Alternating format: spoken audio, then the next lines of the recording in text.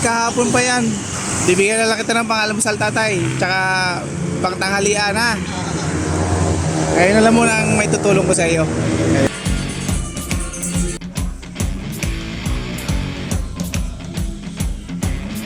Alis na si sir. Bigyan tayong tips. 70 pesos ang tip. Another 70. So yun na nga mga idol, meron naman tayong pambigay sa mga katulad ng homeless. Ayan, ang dami natin tip ngayong araw. So meron naman tayong pambigay bukas. Yay! Kaya follow, like, and share mga idol para tuloy-tuloy tayo sa pamimigay ng libre pagkain at tulong sa mga homeless dito sa Marikina. Iikot tayo sa buong Pilipinas. Ayan ang pangarap natin. Yeah! At dito nga mga idol ay nagayak na tayo papuntang Ayala dito sa may Santolan, Pasig. So pupunta tayo ng SM Marikina. Sasaglit lang tayo dahil meron pa tayong trabaho after neto.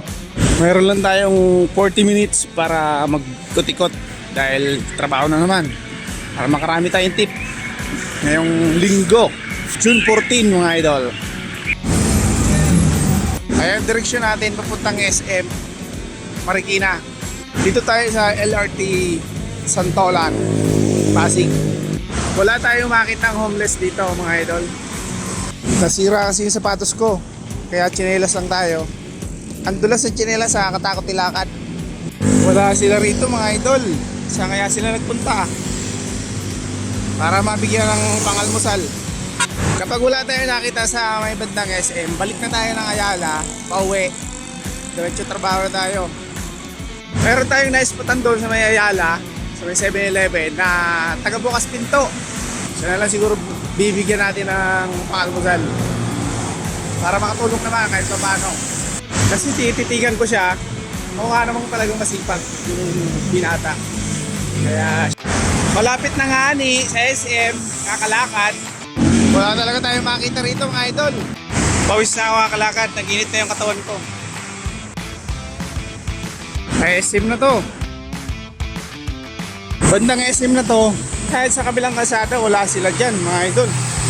Wala tayong makita. Pag nakatawid na tayo dyan sa pangalawa, pangatlong overpass, pag wala talaga, balik na lang tayo. Malinis yung mga underpass. Kadalasan dyan sila tumatambay o natutulog. Pakubaw na to mga idol. Libis, Pasig. Ayan, good morning sir. Wala yung mga palaboy dito? Palaboy sa kalsada, wala nakita rito? Wala naman. Dito tayo sa flyover ng SM. Malinis mga idol, wala tayong makita dito sa SM Marikina. Balik na tayo mga idol. Malamang nandun sila sa may crossing kasi madalas doon ako makakita ng mga kagaya nila, mga kapatid natin. Ano pangalan mo tay? Hindi lang, ano lang yung Danny. Nickname lang, Danny. Oh. Ilan taon na po kayo dito sa kalsada? Ako, matagal na po. Dito na ako tumanda. Dito ka na tumanda? Wala po kayong pamilya? Wala po eh. Kasi ang buhay ko po, lumaki ako sa ambunan, maliit pa ako. Hanggang ngayon, ang mga magulang ko, di ko po nakikita. Ganun. Hanggang sa 4 na taon gulang, 4 years old, napunta na ako sa ambunan. Kaya akala ko dati habang panahon nasa ambunan ako. Nakatapos ako ng high school kahit paano, pinalabas na ako. Ganun ang patakaran nila sa ambunan. Kaya hanggang ngayon, kung may mauwihan sana ako, uuwi ako sa probinsya. Wala po talaga, wala akong masasabi. Saan po yung probinsya yun? Wala nga po, kasi lumaki po ako sa Maynila, nawala ako, naligaw. Nung panahon ng matandang Marcos. Kaya napunta ako sa Punan, dinala ako doon. Kasi nung panahon dati nung tatay ni Bongbong, mga bata, pati matatanda nga sa kanya, hinuhuli, pinanong sa Punan. Ganun nung panahon ng tatay ni Bongbong, magaling. So hindi kayo nagkaasawa? Wala ho, Wala. hindi tayo mag-asawa. Oo. Kahit magkaanak man lang, wala. Kaya nga eh, malak ko sana, kaso naiisip ko yung buhay ko eh. Sa ibang chicks, di ka nagkaanak? Wala ko. Wala. Wala ko kuya eh. Hindi, Joke lang naman. Mahirap po maghanap ng totoong pagmamahal sa panahon ngayon. Oo. Ito, tinutulungan ko naman yung sarili ko. Pero buti malakas pa kayo. Salamat po sa Diyos. At wala naman akong vision. Di ako naninigarilyo eh. Ilan taon na po kayo? 62 na ako. Lakas nyo pa, no? Eh, sanay po ako sa ano eh. Sa trabaho. Kasi ang trabaho ko talaga, kuya, pag may nagpapatawa mo, nag-garden ako sa bahay ng mga battery. Kaya lang, hindi lagi-lagi. Patsam-patsam lang. Kaya ito nangangalakal ako. Kung ako lang gumawa ko nito, bumili lang ako ng gulong. Kasi mahal po ang kariton. Oo. Kahit pa paano, nakapag-aral ako, natuto ako mag-bukan. Yan, may mga gamit ako dito, martilyo na gamit. Oo. Paano yung pagkain nyo araw-araw? Eh nako, pag may pera ako, bibili na lang po ako ng bigas kasi mahirap ng buhay, ang mahal ng pagkain, alam niyo naman po, ang 100 kulang. Kaya minsan may nagbibigay, patsam-patsam ba bibigay ng pagkain. Ngayon, di naman po lagi-lagi, siyempre, kaya kailangan maghanap buhay. Paano yung pagtulog mo dyan? Ako, pagkagabi, ulan ako. Tigil ang tulog ko dahil gumagano doon sa Santo Niño. Diyan lang sa karton. Hindi, dito lang mo sa kape. Minsan, Oo. ibabaw ako ng kape doon. Minsan sa ibaba. Ano yung message? Yung parang di pagkano mo Oo. hindi ka madalas. Kasi kawawa naman kayo pag malamig yan ang panahon ngayon. Mahirap po talaga. Kaya ako, ano na lang po ako sa Panginoon eh, na yung buhay ko eh, wala naman tayong, wala sa ating tutulong ng mga gobyerno. Ako, matagal na ako sa lansangan eh. Wala sa akin nagsabi tayo, bibigyan kita ng bahay, lupa, wala ho. Kung sakaling bigyan ka ng bahay, mas pabor sa iyo. Opo, maraming sana. Hanggang kailangan ko na mauwihan kasi lahat ko ng gamit ko nandito na. Kaya pag nawala to, baka ako nasunugan. Ito na ang pinaka parang bahay ko, sir.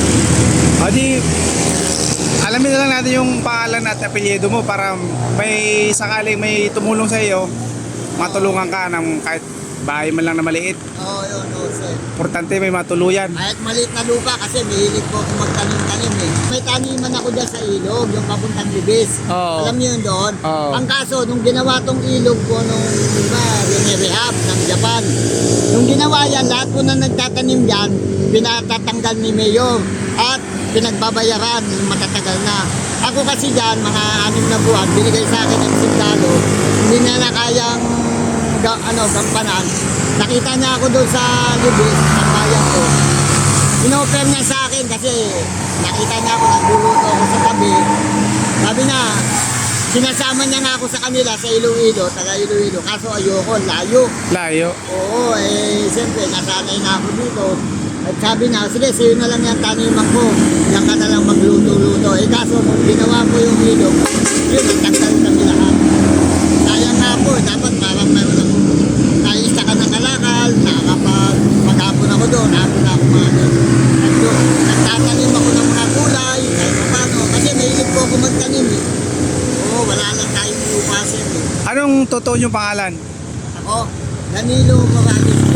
Danilo Kahit Morales. ako rito eh, butante ako ng QC. Butat na kayo ng QC. Kahit paano, naboto po ako.